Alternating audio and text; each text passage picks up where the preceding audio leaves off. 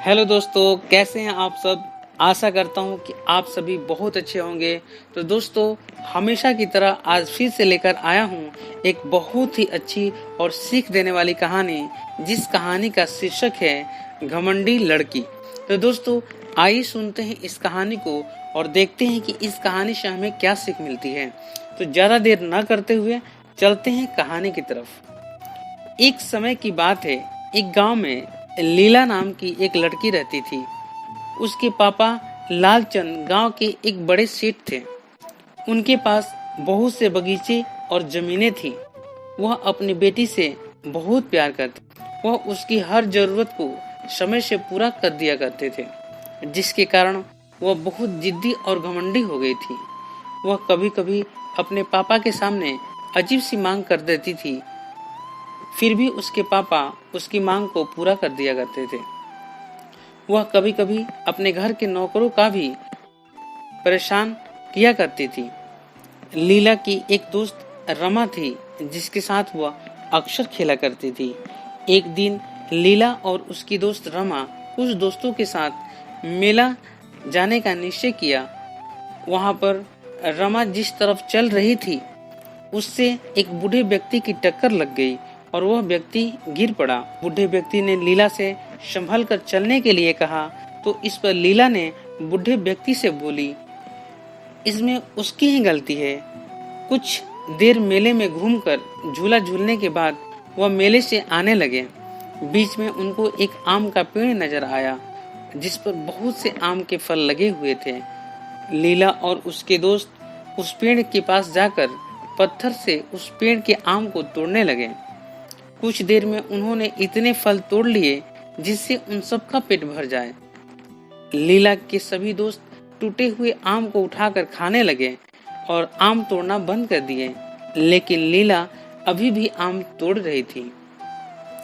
जब रमा ने लीला से कहा कि हमने इतने आम तोड़ लिए हैं कि हम सबका इससे पेट भर जाएगा, तो तुम और आम क्यों तोड़ रही हो? लीला बोली, मैं इस पेड़ के सभी आम तोड़ दूंगी। रमा और उसके दोस्त आम खाने में व्यस्त हो गए, लेकिन लीला आम तोड़ती रही। कुछ देर के अंदर बहुत सारे आम तोड़ने के बाद भी वह अभी बाकी आम तोड़ने में लगी रही। तभी वह आम का पेड़ बोला, लीला, तुम इतने फल क्यों तोड़ रही हो? जितने आम तुमने तोड़े हैं वह तुम्हारे लिए पर्याप्त है। पेड़ को बोलता देखकर लीला के सभी दोस्त डर गए, लेकिन लीला बोली, मैं तो आज तुम्हारे सारे आम तोड़ूंगी। आम के पेड़ ने लीला को चेतावनी दी, वह रुक जाए और बाकी आम न तोड़े, लेकिन लीला कहाँ मानने वाली थी। उसने आम तोड़ना जारी रखा और बोला, तुम मेरा क्या बिगाड़ोगे? आम के पेड़ ने बोला, लीला, तुम बहुत घमंडी लड़की हो, तुमको सबक सिखाना ही पड़ेगा। इसके बाद आम के पेड़ ने लीला के ऊपर जादू कर दिया, जिससे उसकी मूछें निकल आई। उसे देखकर उसके सभी साथी हंसने लगे और मजाक उड़ाने लगे। लीला आम के पेड़ से विनती करने लगी, वह अब ऐसा नहीं करेगी, वह इसकी मूछें हटा दे। लेकिन आम का पेड़ बोला, पहले तुम जाकर अपने पिता को लेकर आओ, अगर वह मुझसे इसके लिए बोलेंगे तभी मैं तुम्हारी मूछें हटाऊंगा। यह सुनकर लीला मुंह पर चुन्नी लपेटकर घर जाने लगी। मार्केट से जाने पर बहुत तेज हवा आई और उसकी चुन्नी उड़ा ले गई, जिससे सभी लोगों ने लीला के मूछों को देख लिया और मूछों वाली लड़की कहकर हंसने लगे और उसका मजाक उड़ाने लगे। लीला उन सब से पीछा छुड़ाकर अपने घर चली गई और जाकर के अपने पापा को सारी बात बता दी। उसके पापा लालचंद अपनी बेटी को परेशान देखकर लीला के साथ उस आम के पेड़ के पास जाने के लिए चल पड़े। आम के पेड़ के पास जाकर लालचंद ने उससे अपनी बेटी की मूछें को हटाने को बोला। आम का पेड़ बोला, तुम अपनी बेटी की हर जरूरत को पूरा करते आए हो, जिससे वह बहुत घमंडी हो गई है और किसी की बात भी नहीं मानती। यदि तुमने इसको सही शिक्षा दी होती तो यह इतनी नहीं बिगड़ती। लालचंद ने अपनी गलती मानते हुए आम के पेड़ से अपनी बेटी की मूंछों को हटाने की विनती की और लीला ने भी आगे से कभी ऐसा न करने का निश्चय किया। लालचंद के विनती करने पर आम के पेड़ ने लीला की मूंछों को हटा दिया।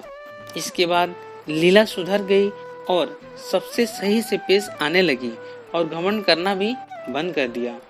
तो दोस्तों, मोरल ऑफ द स्टोरी यह है कि इस कहानी से हमें यही सीख मिलती है कि हमें अपने से बड़ों का कहना मानना चाहिए और साथ ही साथ हमें इस कहानी से ये भी सीख मिलती है कि किसी भी चीज़ के लिए हमें जिद और घमंड नहीं करना चाहिए। Thank you. तो दोस्तों, इस कहानी को सुनने के लिए बहुत बहुत धन्यवाद। दोस्तों, अगर ये कहानी आपको अच्छी लगी तो इस कहानी को आप लाइक करें, शेयर करें। साथ ही साथ अगर आप चाहते हैं कि ऐसे ही प्रेरक और सीख देने वाली कहानियाँ सुनते रहें और अपने बच्चों को भी सुनाते रहें जिससे उनका मानसिक विकास हो सके, तो आप मेरे इस चैनल को सब्सक्राइब कर लें और साथ ही साथ बेल आइकन को भी प्रेस कर लें ताकि मैं कोई भी इंफॉर्मेटिव वीडियो अपने इस चैनल पे अपलोड करूं जिसका नोटिफिकेशन आपको सबसे पहले मिले। तो दोस्तों, अब आपसे विदा लेता हूं और मिलता हूं एक नए कहानी में। तब तक के लिए जय हिंद, जय भारत।